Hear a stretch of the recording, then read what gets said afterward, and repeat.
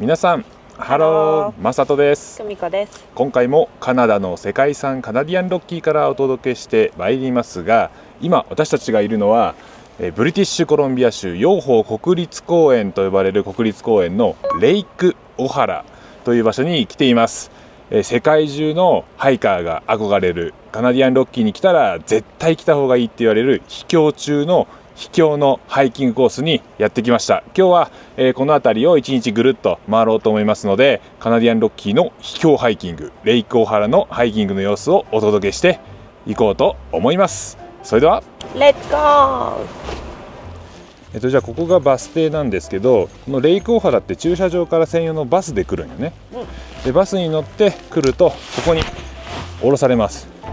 さっきオープニング撮ったのはバスを降りたら左側こっち方向、こっちにレイクオハラがあって、ここがバス停で、お手洗いも奥にあります。でこの左側にデイシェルターっていうのがあって、この中緊急避難のする時の場所であったり、あとは簡単なお土産とかカフェも現金のみですがあります。ここはちょっと中せっかくなので入ってみようと思いますが、何見るの？何しに来たの？なんかキャロットケーキが有名らしくて、それを買いに来た。ソールドアウトになった。キャロットケーキが有名らしいんですが、ソールドアウトのようです。ちょっと中の様子だけ見てみましょう。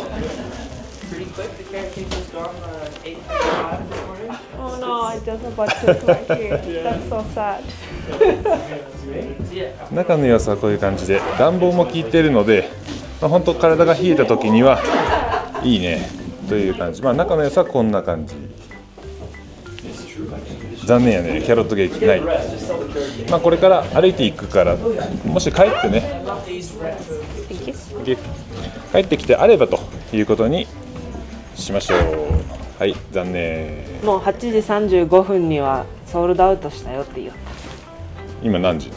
今が9時で、私たちのバスが8時に出発したんで、ほぼ不可能。じゃあせっかくなんでロッキーの気になるトイレ事情なんですけど、中見てみましょうか。入るときは必ずノックをして入りましょう。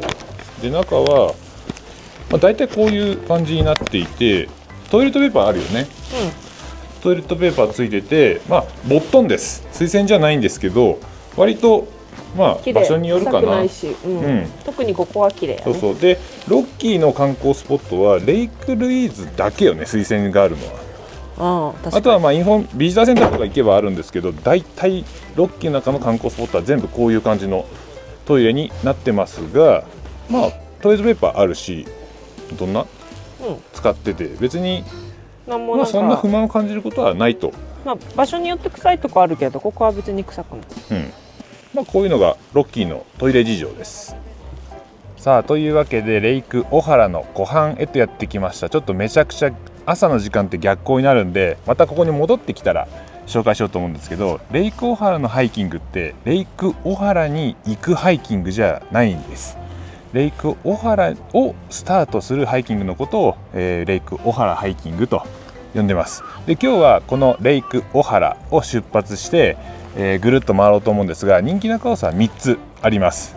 レイクオエサっていう場所とオパビンレイクで、あとはレイクマッカーサー、この3つの湖をレイクオハラを拠点に、目指していくという3つのコースが人気で、だいたいどのコースも行くと7キロぐらいで、高低差は300メートルないぐらいなので、そんなに難しいハイキングでは、ありません。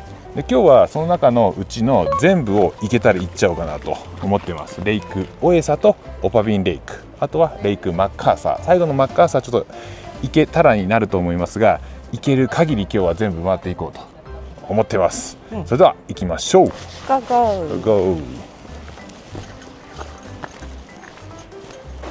さあではハイキングスタートしていきますが、今の時間はちょうど9時過ぎぐらい、だいたい9時にスタートしました。でこのレイクオハラのハイキングなんですけど、よく秘境っていう感じで出てますが、何が秘境かっていうと、単純にこのエリアに来れる人数っていうのが1日の制限がかかってるんですよ。人数制限で、その人数制限なんぞやって話よね。でそれは実はこのスタート地点のレイク小原に来るバスの座席の予約が激ムズなんですよ。すごく競争率が高いので秘境というふうに呼ばれていて、よくウェブサイトに載ってるのは1日200人とか書いてあるんですが、その200人が、日帰りハイキングする人、あとはキャンプする人に分かれているんで、日帰りハイキングする場合、私たちみたいな感じの場合は1日100人、バス2台分ぐらいしか、予約ができません。でその枠を世界中のハイキング好きな人、カナディアンロッキーに観光に来る人がガーって取るんで予約が取れないと。なのでバンフとかに住んでる人ですら、予約が取れない。行ったことないっていう人も多いよね。そうだから何年も住んでてレイク小原行くんだっていうとすごい羨ましがられる、そんな、ハイキングのコースです、でこの、そのバスの予約が難しいんですが、一応来る方法があって、駐車場から自分で歩くと、片道11キロの林道を歩いてレイク小原まで来て、またそこからハイキングしていく、で戻ってきて11キロの道を歩いて帰るっていう、もうねめちゃくちゃ難易度が高いハイキングになるんですけど、一応そういうコースもありますが、来るならシャトルバスの予約をおすすめというか、取った方がいいね。取れるならね、取らなかったら来ない方がいいと思います、さあ今日はちなみにめちゃくちゃ快晴です。本当ね。すごいよこれ、来るのかもしれない。今映像多分すごいところを歩いていきますが、まず最初に向かうレイクオエサは、この湖畔をちょっとぐるっとまずは、1キロちょっとかな歩いていくようなコースになります、イエイ。で今この朝の時間帯に来ると気温が上がってなくて風がないので、これすごいよ。今日とかすごくないこれ、すごく湖に周りの景色が反射して綺麗に鏡張りになっているのが、朝の時間帯は楽しむことができます。すごいね、さあでは最初の分岐点にやってきましたが、ロッキーの山の看板ってこういう、色使いとかこういうデザインのやつがほとんどです。でいろいろ書いてあるんですけど、今日行くのはレイク何やったっけ、レイクオエサってところに行くんですけど、これレイクオエサ、右上って書いてあるんで、こういうふうに二股に分かれてるんですが、行くのはどっち？右上って言ったか。左側に向かっていきます。久美子はもう遭難するね今映像だと分かりにくいんですけど、結構急な最初の坂をスイッチバックをジグザグするとこ登ってるんですけど、レイク小原のハイキングってスタート地点が 2000m をもう超えてます。ペイトーレイクの展望台ぐらいの高さをスタートするので、ちょっと歩くだけでも息が上がるね。上がりやすいんで、こういうの慣れてない人はゆっくり息を整えながら無理しないように上がっていってください。上がるね。さあじゃあ最初の高台にやってきました。ここね、おーすごい綺麗だ。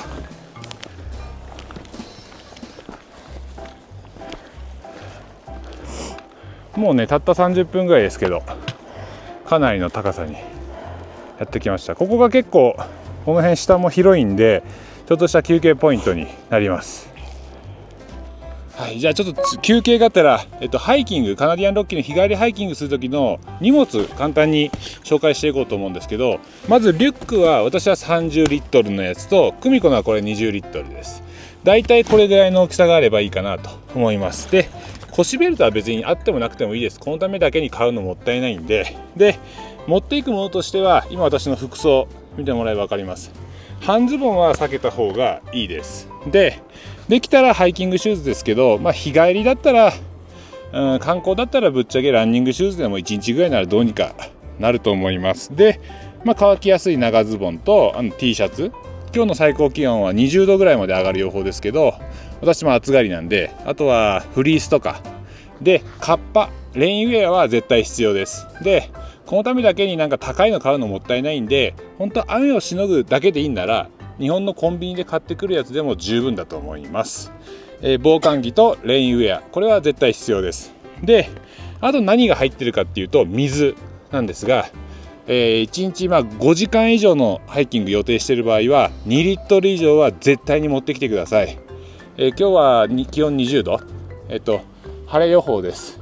曇ってたら2リットルもいらないだろうっていう人も多いんですが、晴れたらめちゃくちゃ暑くなるし、水補給する場所がありません。水はあって余ったら捨てればいいだけなんで、2リットルぐらいは絶対それぞれのバッグ1人持ってくるようにしましょう。であとはサングラスと帽子、特に帽子は絶対あった方がいいと思いますですね。でツアーとかで行くときは別なんですけど、よいしょ、自分たちで行くときはこれベアスプレー必ず、できたら1人1個で、最悪2、3人に1個は、買っていってください。死にたくなかったら買ってください。クマ用のクマスプレー、これはもう必須アイテムです。ダウンタウンのビジターセンターとかでも40ドルとか50ドルで売ってあるんで買いましょう。はい。でここまでなんかいろいろ説明しましたけど、そんなに特殊な装備は必要ないです。例えばなんかロープがいるとか、そういうのはあまりそういう場所には行かないと思うんで、リュックも登山用じゃなくてもいいです。だいたいこれぐらい1日の荷物が入るぐらいのものを準備していくようにすると安心だと思います。以上、荷物紹介でした。このレイクオエサのハイキングってさ、3つある中では多分一番景色の変化がすごくて、右側にはこの奥湖があるし、さっき森歩いたよね、森を歩いて、で今はこんな岩場の中を歩いていくということで、最後のレイクオエサを目指していく。結構いいよね。そうね、動員割となんか景色がいろいろ変わって、なんか一箇所なんやけどいろんなとこ歩いとる気がする。そうそう、この景色の変化がこのレイクオエサのコースの魅力です。さあ、野生動物を見つけました。この岩の中に何がいるでしょうか。わかるわけないよね。何がおる？マーモット。マーモットっていうラグビーボールぐらいのモフモフした生き物がこの岩場に住んでるんですけど、齧歯類、大きいネズミです。結構可愛らしい動物がこういうところで日向ぼっこをしてるんで、こういう岩場を歩くときは、マーモットとか小動物がいるので探してみましょう。可愛いよね。可愛いね。すごいね。滝。そう、この滝もこのコース途中にあるんで、ちょっと危ないんで近づかない方がいいんですが、結構大迫力よね。こういう滝とか本当変化に富んだ楽しいコースだと思います。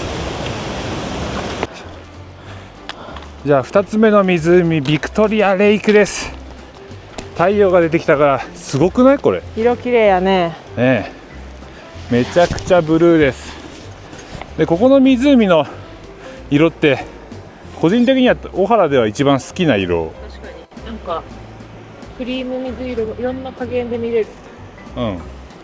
でちょっとこうミルキーがかったというか、なんか入浴剤混ぜたみたいな色に見えます。ここも結構この岩がしっかりしていて平らなので、ここも休憩ポイントの一つ。出発して1時間15分ぐらいの場所にある、ビクトリアレイク。ここはとっても綺麗な場所です。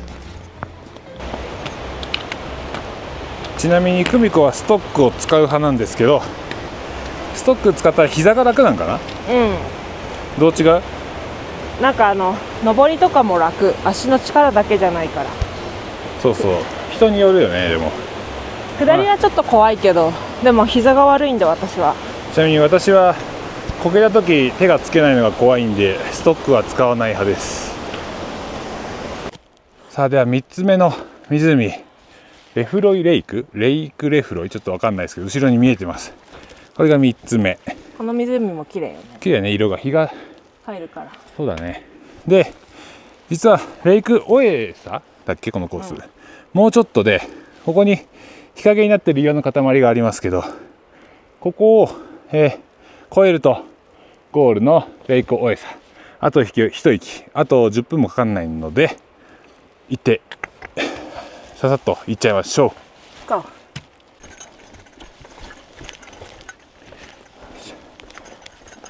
さあ湖が見えてきたよ。ね。よし。まだどこにする？あそこ？そうやね。もうちょっとまっすぐ行こう。これ目の前に見えてるかな。ものすごい逆光ですけど、目の前にゴール地点のレイクオエサが見えてきました。結構早かったね。ね、1時間ぐらいよ。1時間、そうだね。15分ぐらいで20分かな。思ったよりいいペースで到着しました。結構ね、ゆっくりしたのにね。そうやね。撮影しながら来たから割と時間がかかってるんですが、よし、ちょっとここで休憩を取りましょう。この石の上。さあではレイクオエサ到着しましたが、ちょっとね逆光がすごいんで映像差し込んでおきますけど、これ後ろに高い山があってマウントレフロイっていう、3400メートルぐらいの山があって、うっすら見えるのは氷河がベタってくっついてるんですね。でそれが溶け込んでいる、湖です。で、そうだね、これぐらいやね、水のかさっていうのは、だいたいこれぐらいの量です。で逆光やね。とにかくこれはカメラで見るより肉眼で見ることをお勧めします。ちなみに泳いで OK です。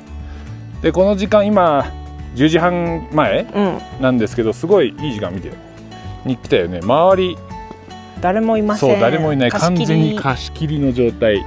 あーって言ってもそう。しかも今日いっぱいねバス人乗っとったから、今日は何人かと被るかなって思ったけど、全然イエーイ。でここのいいところはこういう風に山がかなり迫ってて、でこの湖もすぐそばにあるっていうんで結構スケール感を感じられる場所です。じゃあちょっと休憩して次に行こうと思います。じゃあ休憩中です。何食べてる？鮭おむすび。見せて。食べてかけやる。そう、このおむすびを作ってきました。後でね、もうちょっと昼が近づいてくると今日はカップヌードルを持ってきてるんで、それを食べようと思います。じゃあこの絶景を見ながらよいしょ、しばし休憩という感じにしましょう。贅沢。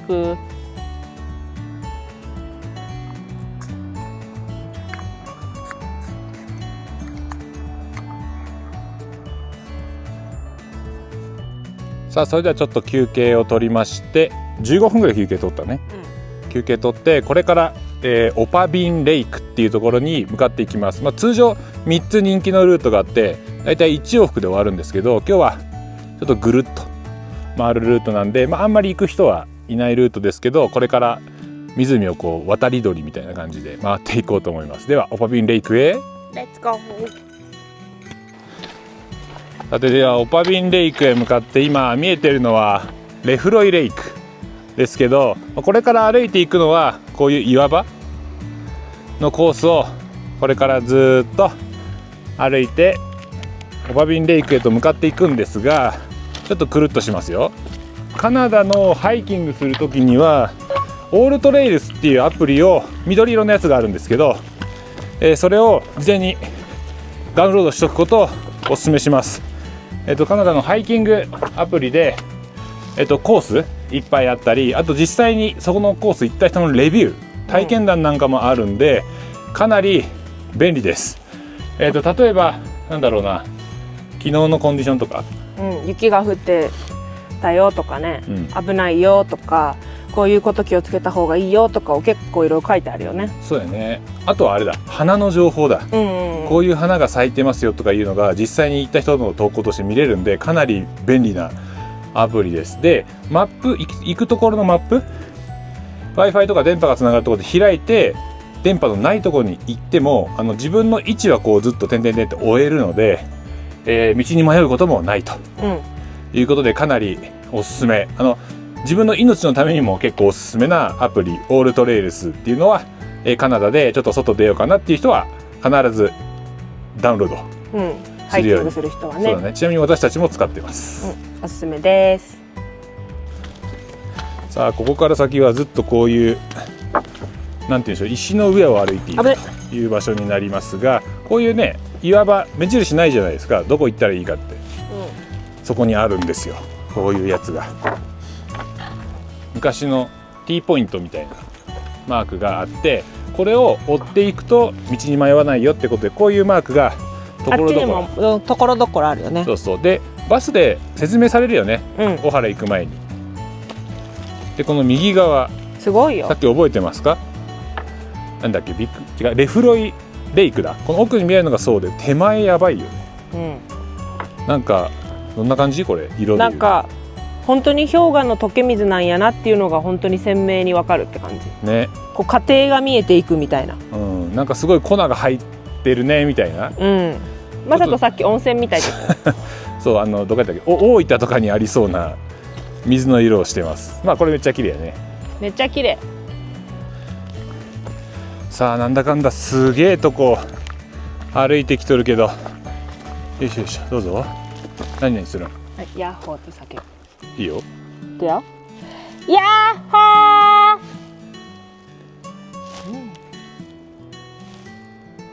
ガン虫やね。誰が？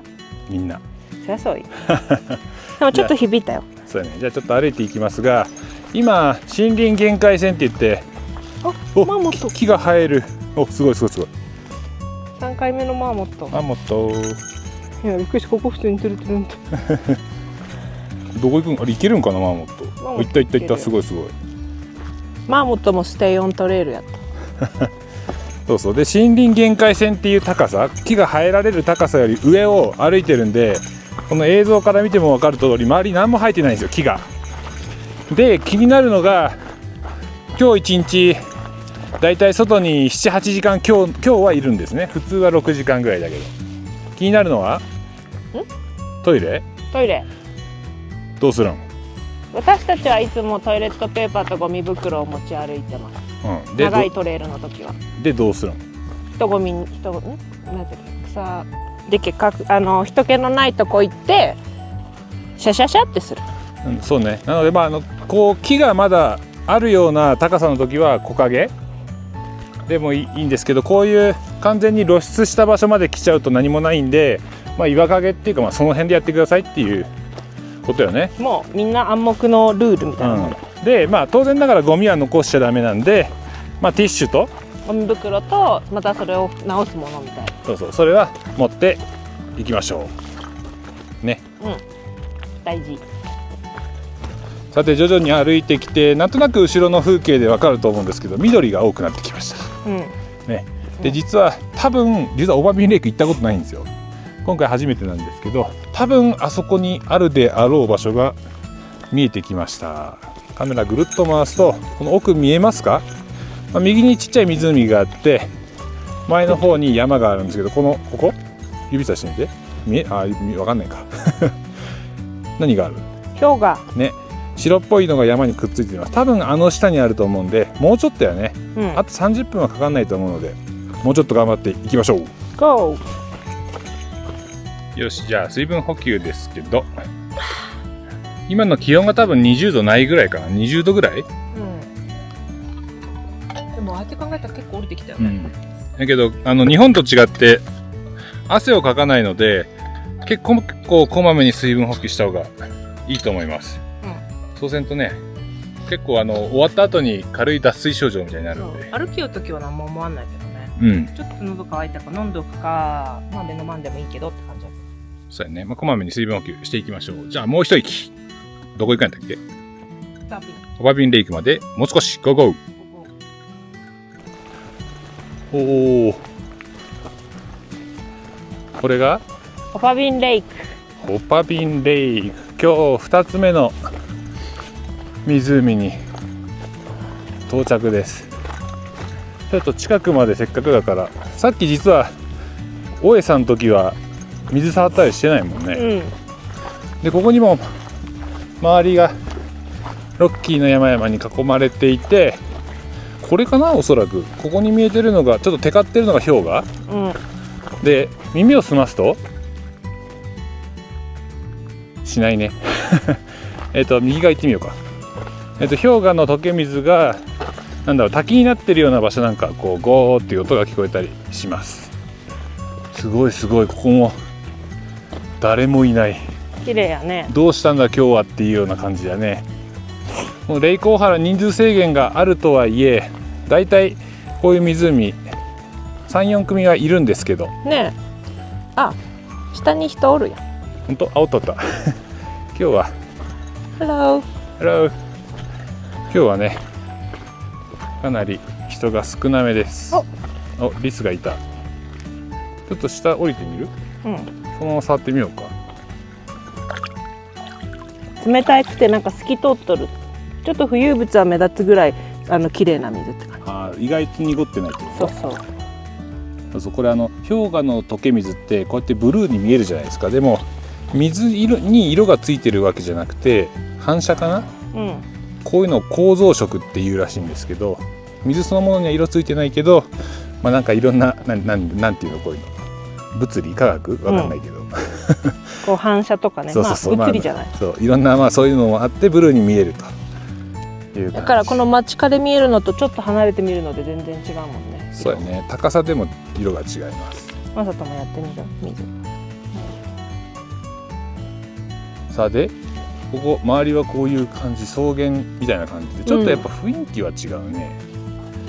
どう？何が違う？なんかちょっとなんか丘の中にある池みたいな感じ。そうやね、湖の大きさ自体は多分今日行く3つの湖の中で一番小さい湖だと思いますが、十分綺麗です。ちょっと休憩する？すごいすごい、何おった？マウンテンゴート。ついに、そう、ここ見えるかな、ギュッて寄りますけど、この岩陰1匹だけマウンテンゴートがいます。やったね、ついに見えたんじゃない？今日の目標なんとなく言っとったんやけど、見れた、嬉しいね。マウンテンゴートすごいね、本当におるんやなって感じだね。結構顔がね、怠け者みたいで可愛いよね。そうそう、マウンテンゴートでもこうハイキングしてたら見たい動物の一つ、ちょっと割とレアめ、さっきあそこにこう座ってるこのお姉さんがね、岩陰におるよってどこって探したんですけど、最後に移しときましょう。ここで今草を食べてます。珍しいね、1匹だけで、私は見たことあるんですけど1匹だけでいるのは結構珍しいと思います。いつも群れの。そうそう、なんか数頭おることが多いね。激レアマウンテンゴートも今日は見れました。イエーイ。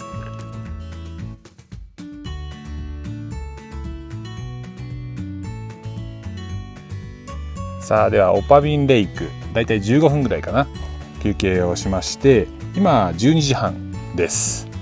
今から次の湖今日は行こうと思ってて、最後レイクマッカーサーか行こうと思います。その途中にオパビンプロスペクトっていうちょっと景色が綺麗なところに立ち寄りながら、最後の今日の目的地レイクマッカーサーに向かっていこうと思います。じゃあオパビンレイク、さっきねここでまだいますけど、ゴートがね、何マウンテンゴートが見れて、そうそう、結構ここはそういう意味では来てよかったのかなと思います。こういう山陰に白い山ヤギマウンテンゴートいることあるんで、これもハイキングの楽しみの一つです。山肌を探しながら歩いていきましょう。じゃあこれからレイクマッカーサー、最後の湖に向かっていきましょう。それではレッツゴー。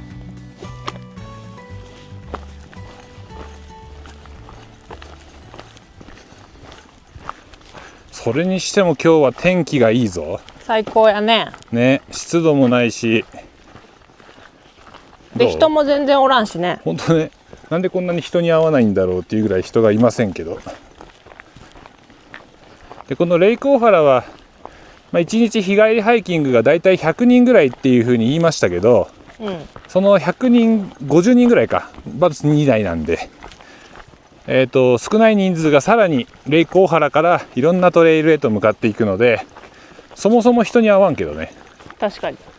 だけどそれにしても今日は誰もいない。これ黙ったら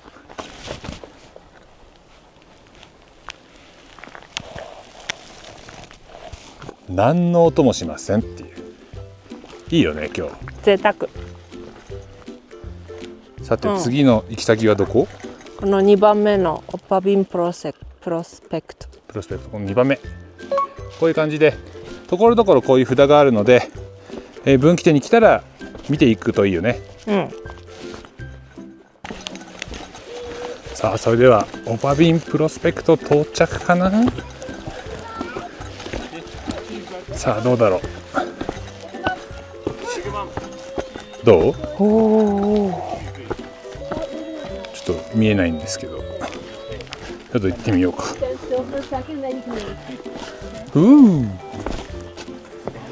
わお、すごいよ。高さ感も半端じゃない。これどう？すげえ。どう？いろんな色も変わってね。こっから見えてるのが、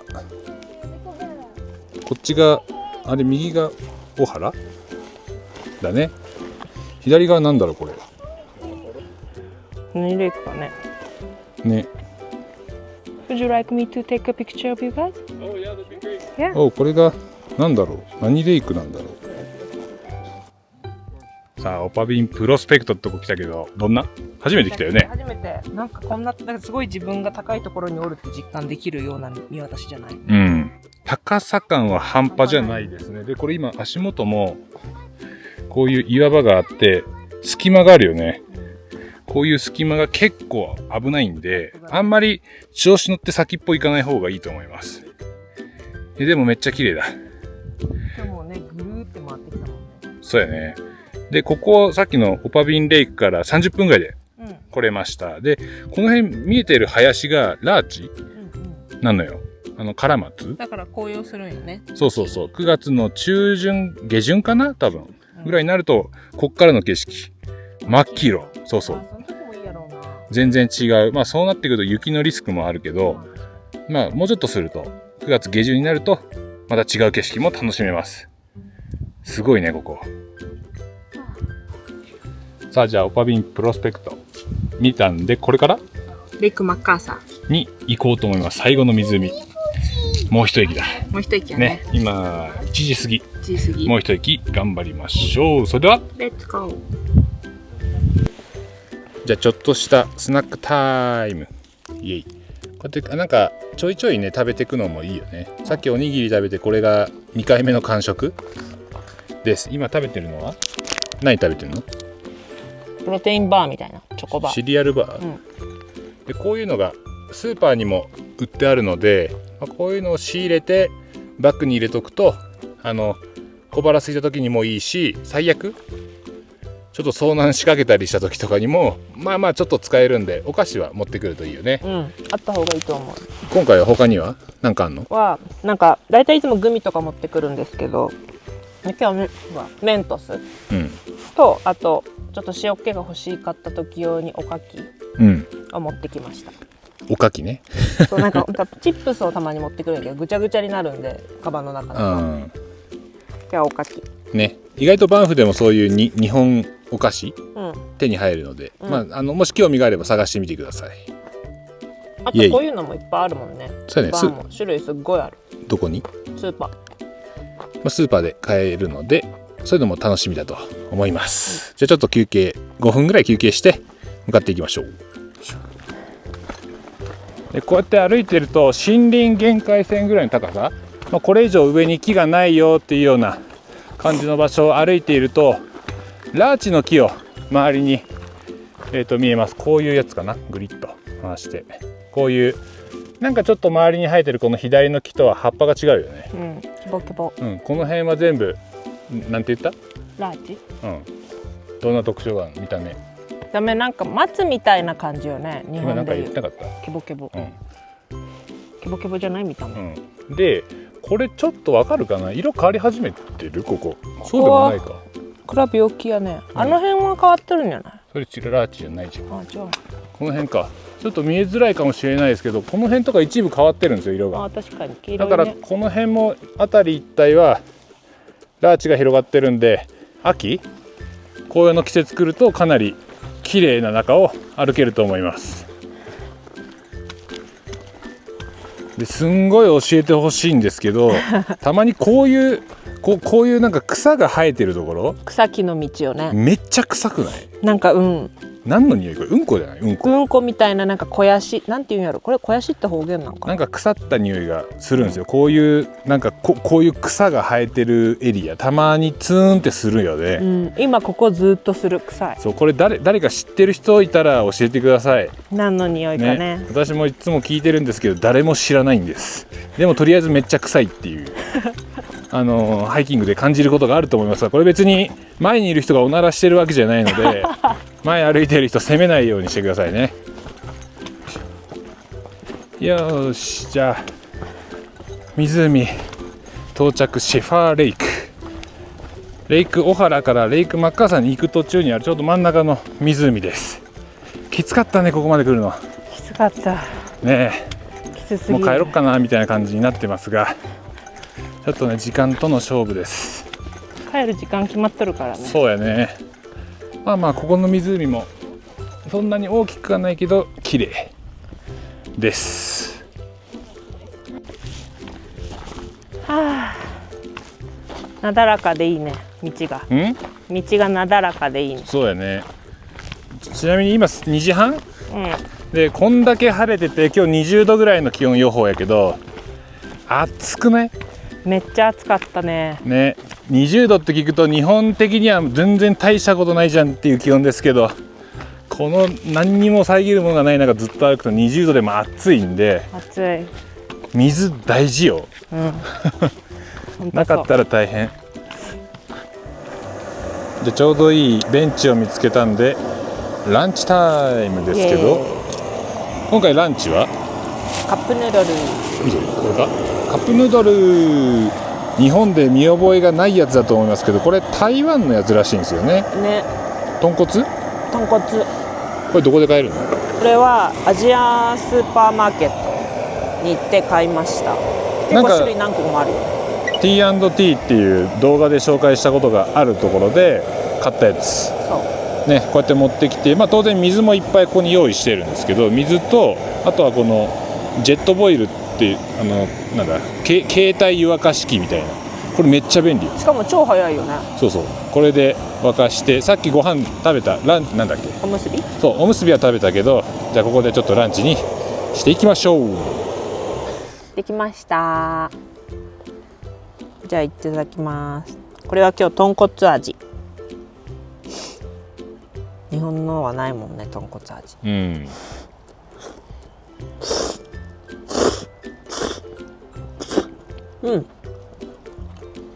どんな？美味しい。ちょっとまだ固めやけど。味は？なんか豚骨っていう、豚骨っちゃ豚骨やけど、なんか日本の人が思うようなザ豚骨って味よりはちょっと薄めかなって感じで、なんかでもシーフードの要素もある気がする。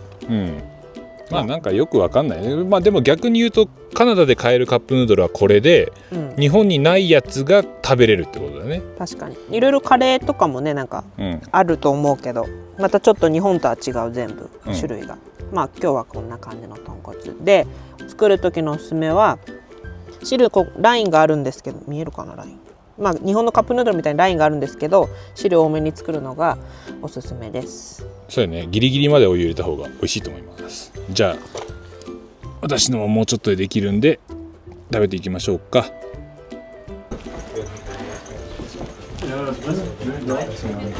聞いてみる。Hi, how are you? Hello. Good. Is there a carrot cake? No, we just sold out. Sold out. Oh no. That's so sad. So sad. Where are you guys coming in from today? They're from Banff. Oh, Beth. Yeah, Yeah. And then we came here like 8:30 bus, and then as soon as we came here and then we tried to buy, they sold out. And then, Yeah, I know. I just sold it. You just missed it. Okay, That's so funny. wait till the next time. Yeah. yeah. 良い Yoi. 一日 Oh, yoi ichinichi. を Yoi ichinichi yo. Yes, okay. exactly. Ichinichi yo. Yeah. Thank you so much. Thank you. Bye.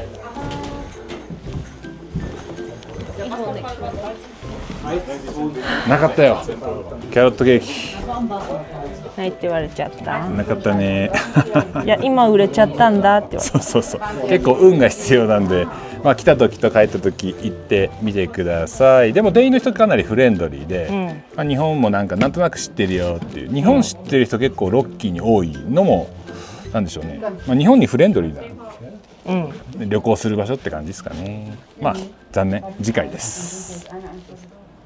さあというわけで動画の途中で気づいている人もいたと思いますが、後ろに見えているのはレイクオハラに戻ってきました。今日朝の段階だと、レイクオエサ、オパビンレイクマッカーサーに行く予定だったんですけど、ちょっとね途中でやめました。っていうのも、久美子がちょっと頭痛いっていうことで熱中症の症状が若干出てたので、もう途中で、レイクマッカーサーに行く途中で諦めました。あと45分ぐらいだったんですけど、あんまり無理する必要もないのでやめたという感じです。で、あとはこのレイクオハラってシャトルバス帰りの時間が決まってるんですね。2時半、4時半、6時半で、私たち4時半のバスに乗りたいからっていうのもあって帰ってきました。6時半だとバンフに帰るのが8時ぐらいになっちゃうんで、早く帰りたいなってことで、もろもろ込み込みで考えてきました。で、レイクオハラってレアなハイキングなんで、来たら一生懸命行きたいなっていう気持ちはわかるんですけど、標高2000メートル以上の場所を歩いているので絶対に無理はしないように、してください。で、後ろに見えているのがドンとレイクオハラです。どうでしょう、朝はこのど逆光だったんですけど、今はめちゃくちゃ綺麗に巡光になってるからね、すごく綺麗に映っていると思います。ここね、昼来た方がいいですよ、レイクオハラ来るなので、来たらさっさと他のところにサイキング行った方がいいと思います。で、今日はだから、レイクオエサ、オパビンなんだっけ、プロスペクトだっけ、とオパビンレイク行きましたけど、どうやった？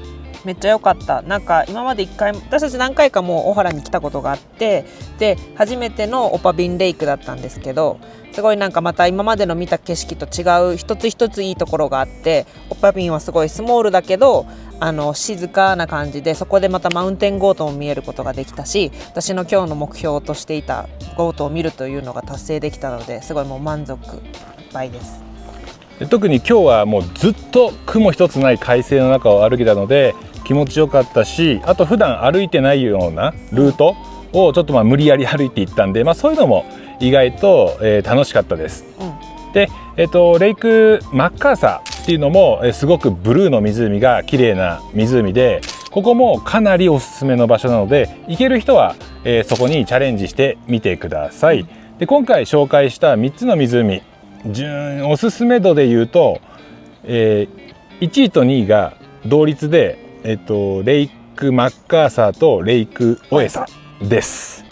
ブルーの湖、ロッキーのどの氷河の湖にもないブルーが出るレイクマッカーサーは特殊なブルーっていうんですかね、を見たい人にはとってもおすすめの、ハイキングコースで、もう一つのレイクオエサは湖に行くまでのトレイル？トレイルの周りの景色の変化がすごく激しいです。森林も歩ければ岩場も歩けるし、綺麗な湖もね、途中にいくつか湖もあるし、あとは滝もある。で、最後には、氷河の湖がレイクオエサが待っていて、周りを 3000m 級のロッキーの山が囲っているということで、総合的に満足できるのはレイクオエサです。で、オパビンレイクは結構クロート向けでいいかなと、最初から行くところではないと思います。時間があれば、余裕と時間があれば行けばいいかなっていう感じだね。あと2回目3回目とか、なので、初めての人はレイクマッカーサーかレイクオエサでするといいと思います。はい。で、このレイクオハラハイキングなんですけど、チケット取るのが難しいって言いました。で、仮に英語できるよってことでインターネットで自分で取ったとしましょう。駐車場まで行く手段がないんですよ。バンフからどれぐらい60キロぐらい離れてるんですけど、公共のバスでは行けません。レンタカーか自家用車でしか行くことができないので、結局はツアーになると思いますし、ほとんどの方はツアーに行くことをお勧めします。そうやね。ちょっとね値段は張りますが、払う価値があるこのハイキングエリアだと思いますので、ぜひ挑戦してみてください。でギリギリの予約ダメですよ。絶対早めに3ヶ月以上前にはとりあえず問い合わせるようにしてみるといいと思います。はい、では、今回の動画では、秘境と呼ばれるカナディアンロッキーの世界中のハイカーが憧れるハイキングエリアレイクオハラ、1日紹介して、1日じゃないね、1日はこっちだね、長々と紹介していきましたが、これからロッキー来年でもいいです、参考になれば嬉しいと思います。でこの動画では世界遺産カナディアンロッキーを中心にカナダか